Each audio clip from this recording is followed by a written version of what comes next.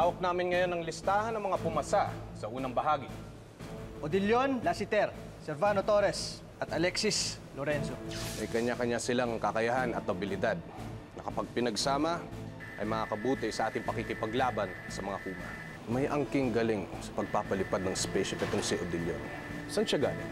Ang sabi sa file niya, isa siyang minerong walang karanasan sa paglipad. Hindi ako makapaniwala ang unang beses niya lang ginawa yun eh. Kahanga-hanga ang galing niya. Imposibleng ganun kagaling humawak ng spaceship ang isang baguhan lang. Magiging magaling na pulis pang kalawakan ang isang ito. Parang may hindi tama.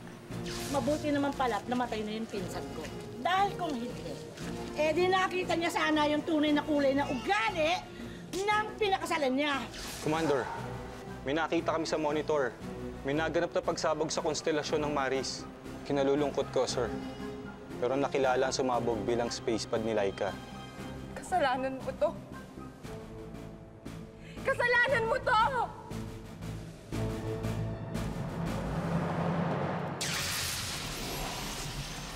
Ngayong gabi sa Zygo.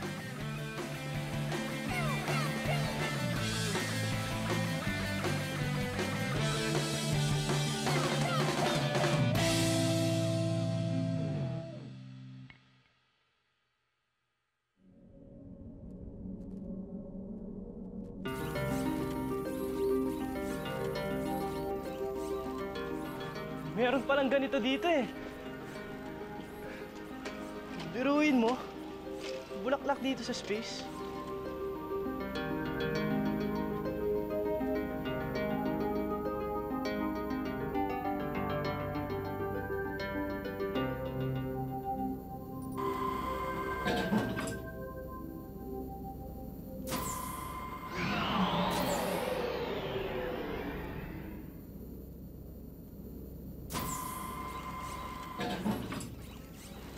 Ami.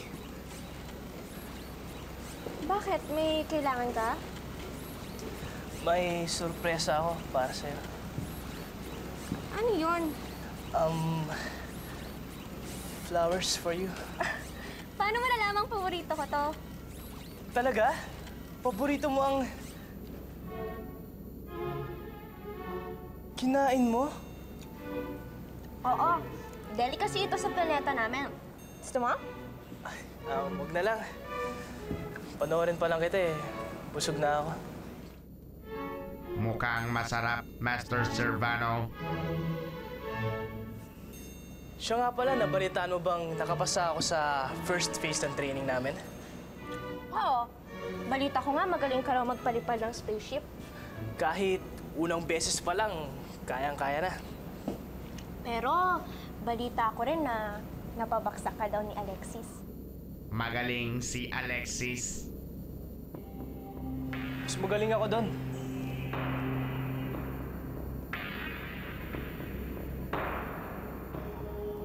Salamat sa pagkain, ha?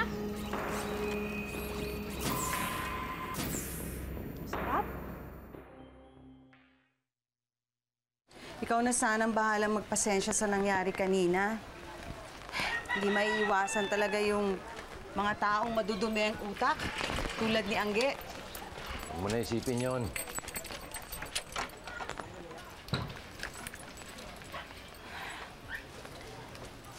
Nahihiya kasi ako sa'yo eh. Pati ikaw nadamay. Ayoko sana siyang patulan eh. Pero nung pati pangalan ni Alberto.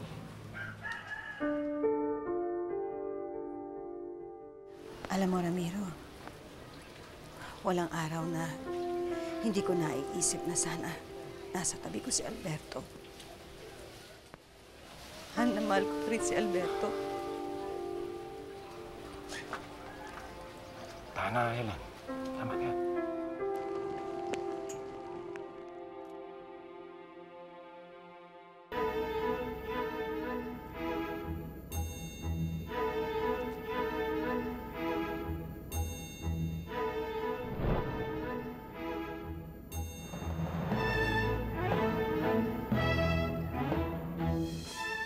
Sayang at wala ng mga tunay na gentleman dito sa buong galaxy.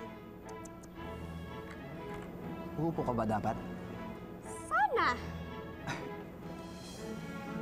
Eh, ikaw na rin naman ang nagsabi na kung ano ang kaya ng mga lalaki, kaya din ng mga babae. At dapat, patas ang pagkakatrato sa inyong mga babae. Ayan, oh. Tinatrato kita ng patas.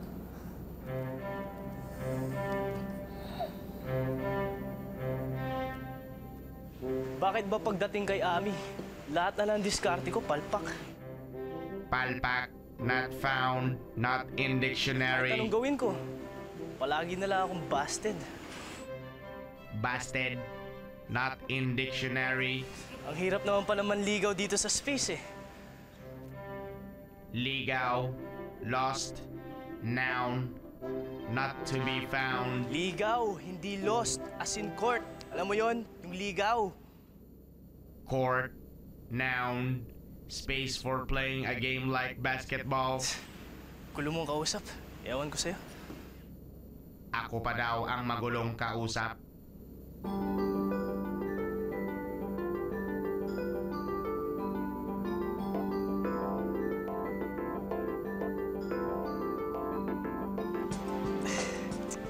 Ito, sigurado to.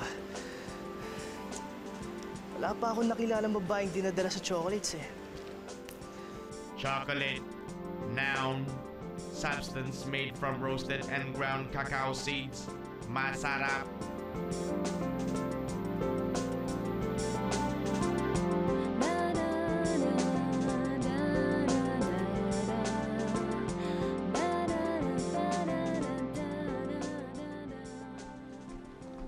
Mona, parang kinagabi ka na yata. Hindi ka pa ba uuwi?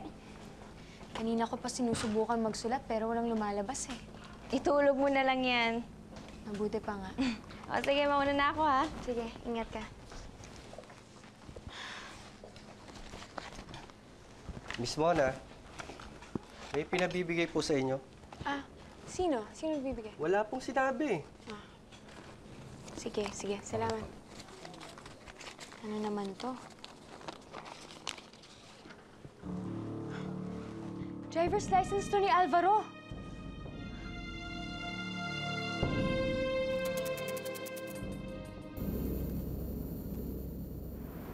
Dahil sa akin, wala na si Laika. Wala na ang anak natin. May sariling pag-iisip si Laika. Huwag mong akuin ang responsibilidad para sa kanya. Dapat sana. Naipagtanggol ko siya. May tungkulin kang dapat gampanan bilang commander. At may tungkulin rin ako bilang ama. At si Laika bilang anak.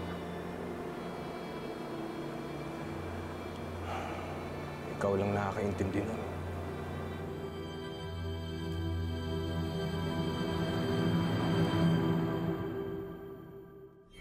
Mang Elvis, sino nabigay nito? Nasaan siya? Naku, nakaalis na po. Wala na siya. Saan siya pumunta?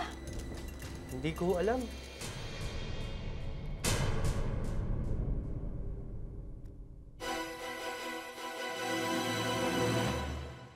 Nakapwesto na bang mga sundalo? Napapalibutan na ang buong tala. Ipapadala ko ng mga Kuma fighters para palibutan ng buong syudad sa himpapawid. Masaya ka na? Wala nang kapatid ko. Hindi kita naiintindihan. Pinatay mo siya, Galian! Ano? Pinatay mo si Laika! Pinatay mo si Laika! Pinatay mo ang kapatid ko!